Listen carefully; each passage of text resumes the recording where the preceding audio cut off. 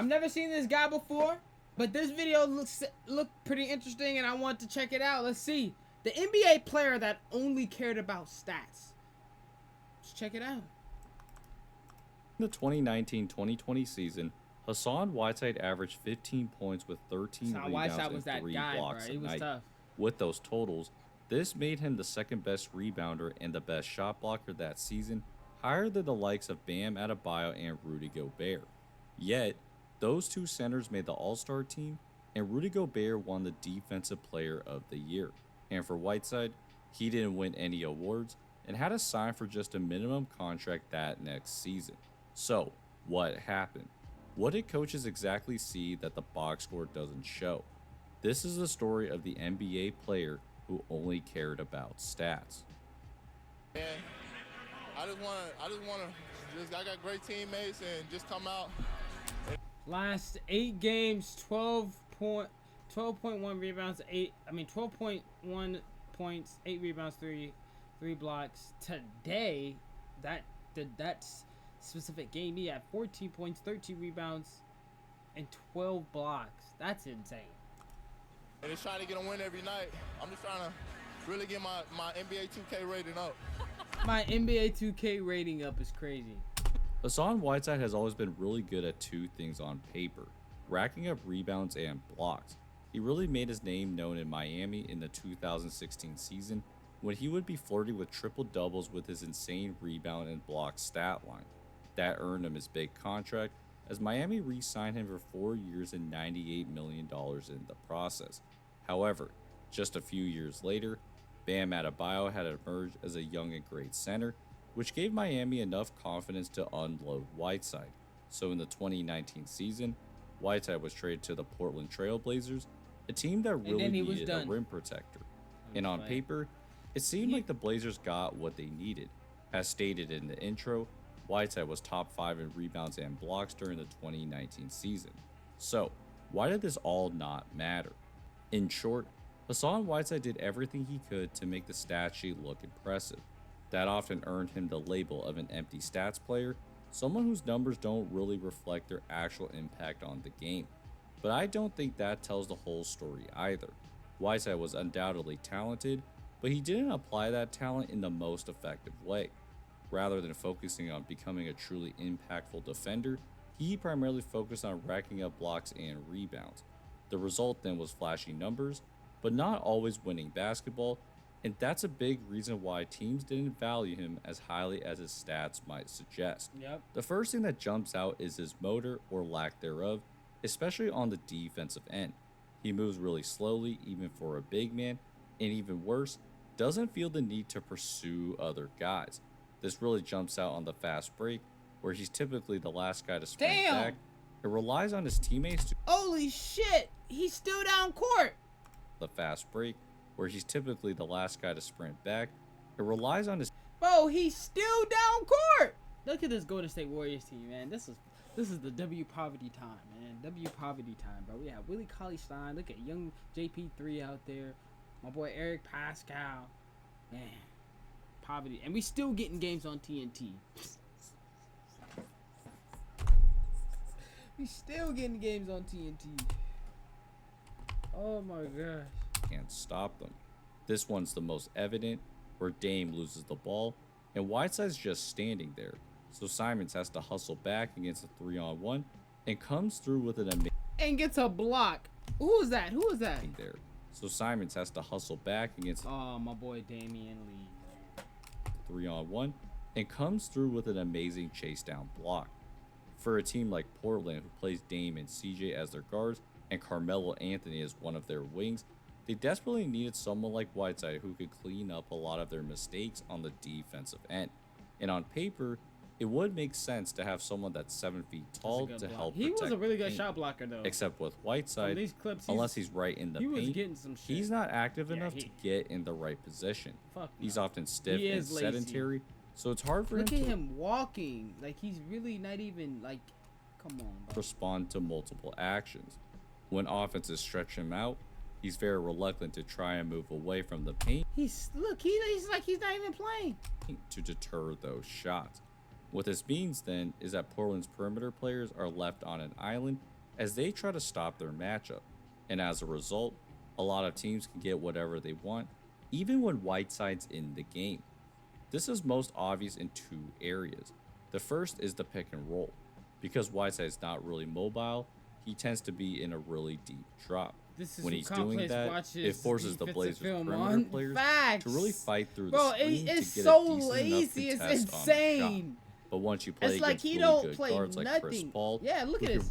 He's cooked. really manipulate the pick and roll, there's too many ways to get a good shot. Yeah, he's cooked. Now, Look Chris at him. Paul dominates against most bigs, But ways look to at that get a man, good Chris Paul shot. wrapped around that pass Now, around him so easily. Chris Look at Paul this. dominates against Wow. most bigs, but Whiteside doesn't do anything to help his teammates in those situations. Same Wow. thing against someone like Luka Doncic. Help his team. This man SGA was a corner sitter before CP3 got there, and he watched CP3 do this shit right here, and he fucking mastered it, bro. Teammates in those situations. Same thing against someone like Luka Doncic. Because Whiteside's in a huge drop, Luka just needs to shed his own matchup, and all of a sudden, he has wide open 3 after 3. Luka. So to prevent that, another guy has to come help, but that leads to an easy pass for an open shot. The problem is that Whiteside typically just reacts to what the offensive player is doing. 0.6 A pick and roll is naturally hard chance to make the defend playoffs. because the center needs to essentially defend 2 players at once. But there's things that a center can do to neutralize that advantage. The first thing a center can do is get big. By spreading your arms out wide, certain passing lanes look a lot tighter and gives the ball handler something to think about. The second thing is to jab. Awful When a spacing. center jabs, that gives the ball handler the impression that they should pass it, but because the center is jabbing, they're really looking to get back to their man and can respond to the pass in time. But with Whiteside, instead of learning how to Look at guard Shai. the pick and Young roll, Shai. he tries to time. But Hey, with no Whiteside, glazing, no glazing shit. Just seeing him as a young player doing this, and then seeing it now, like after the season, it's like, bro, how did we not spot this? You know, like how you usually see players like little glimpses of things, like, oh yeah, he's gonna be good. Nobody saw this. instead of learning That's what happens when you play in a small market. how to guard the pick and roll, he tries to time that up was a when he filthy thinks the move. guard's going up to Oh, block that's why nobody saw it, because he missed the layup. He was ass! their shot. The issue with that is that he will jump a lot, which guards can use to manipulate Good pass, him on Luka. drives. For example, Curry runs pick and Ooh, look at roll Seth. and finds Tim Ooh, Hardaway I want who Seth- I drives, want Seth back and on- I because want his Seth eyes on are the looking dub at the shot. basket, Ooh. Whiteside thinks to jump, which allows Powell to get an easy dunk. By jumping, it creates easy dump-off passes to teammates and easy lanes That's all to the Luka ring. does is get This in, in particular get where he has helped him can, and develop looks for that his dunkers. reputation as a block hunter instead of a Seth. defensive stopper. The other area that his lack of motor plays a big factor Lob. is on the defensive rebounds. Yes, he averages 13 rebounds a game because he's Is that tall, Kent Bazemore? but he doesn't do a good job finding guys to box out, so a lot of Willie centers can Cauley-Stein. sneak in for offensive rebounds. Ooh, look at Again, Pascal. a lot of this could be fixed if he did his work early. Instead of trying to predict where the ball is going, centers will do their best to clear out space to ensure that the defensive rebound is secure. Yes, this might mean they have less rebounds in the box score, but it increases the chances for their Chances of- team to yeah, finish off exactly. the defensive possession. Facts. But with Whiteside, he doesn't actively move and waits for the rebound to come to him instead. Yeah, because he's What looking you'll to get the notice is that he's rebounds. very flat-footed because he's relying on his length and wingspan to grab the ball. So even though he's huge, he has very limited range, and it's hard to secure rebounds when opponents are challenging you if you're not good at judging the trajectory of the ball, and especially more difficult So if bad. other guys are He coming makes in Rudy behind Gobert him. look like an These actual ones are the defensive hardest player to of the watch. year and an Brunson runs all-star. pick and roll with Whiteside in a deep drop. So on the shot, Whiteside's looking for the ball, but Looking Powell at the runs ball, around run him for right position, around him. but just Stupid. misses the tip-in. If you Stupid. noticed, these poor habits don't Don't really even hurt look his at look to box individual out. stats. Don't even But look when you to look box at the out. team stats, there's two important ones that I believe reflect very poorly based on his mindset. The first one is Portland's overall defense. Despite Whiteside's ability to block shots, the Blazers were still the 4th worst defensive team in the league that season, giving up over 114 points per 100 possession. Yes, it's not all on Whiteside, but he's a big reason that their defense isn't any better with him because of his lack of motor and fundamentals. The second stat is Portland's defensive rebounding rate. Although Whiteside averages 13 rebounds a game, the Blazers grabbed defensive rebounds at only 75%, which was third worst in the league that season. To put that in perspective, that's worse than the Houston Rockets, who played PJ Tucker at the 5 for half of the season. PJ Tucker Because of at these the team 5? stats, it does seem like Whiteside wasn't as good as his stats playing had PJ shown. Tucker at the 5, And I do that's agree with poverty. that, but I also don't That's think his poverty. blocks were meaningless in that way. PJ Tucker. The reality is that Whiteside is naturally a good shot poverty. blocker. Yes, the way he got them at times can seem cherry picked, but I do believe that most of his blocks came more naturally than manufactured. As mentioned, Whiteside was most effective when he could stay in the paint.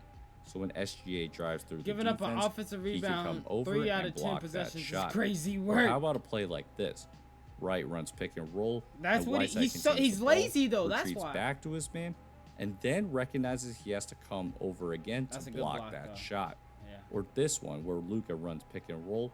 Whiteside contains the ball and man, so Luka goes up, and Whiteside times it perfectly to block that shot That's again. decent My defense. general point here is that it would be disingenuous to say that Whiteside didn't have good defensive qualities, but the issue is that he didn't care enough to work on the things that don't show up in the box score.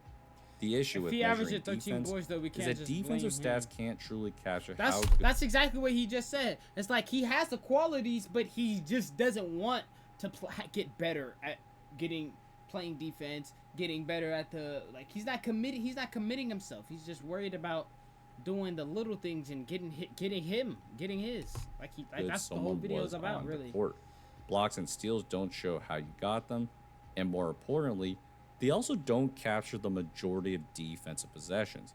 In the NBA, 2 blocks a game is considered really good, but it doesn't show how well that guy was defending for the other 50 to 60 possessions. Exactly. This is why guys like Rudy Gobert and Draymond Green are valued so highly. Their stats, even defensive stats, aren't that amazing on paper, but it's their ability to affect every defense Yeah, show that playoff Draymond Green. Show that playoff Draymond Green highlight. possession Ha, that ha. makes him such coveted players. Yeah. Green is known to guard every position well, Facts. and for his Draymond. ability to affect Hey! multiple offensive actions at once. Gobert Greatest is the defensive same player way as a ever. 7-footer, Give me Draymond over as he by anybody. Nigga, himself give me made the Draymond Jazz a over top 10 anybody. I defense, don't care. despite having terrible defenders around him. Now, could Whiteside be as effective of a defender as those two? Fuck. The answer is most likely no. He is very immobile for his size and can't really move laterally. But I do believe that a lot of his mistakes would be covered up, especially if he tried a lot harder. Yep. And that's why no one wanted him after his quote-unquote monster season. In an era where switching and lateral quickness is a necessity, Needed. the last straw for a lot of teams is if you don't care enough to be at least a passable defender. And as a result, this You're bounced out the league. 2019-2020 season ended up being Hassan Whiteside's exit from the NBA. Exactly. Goodbye.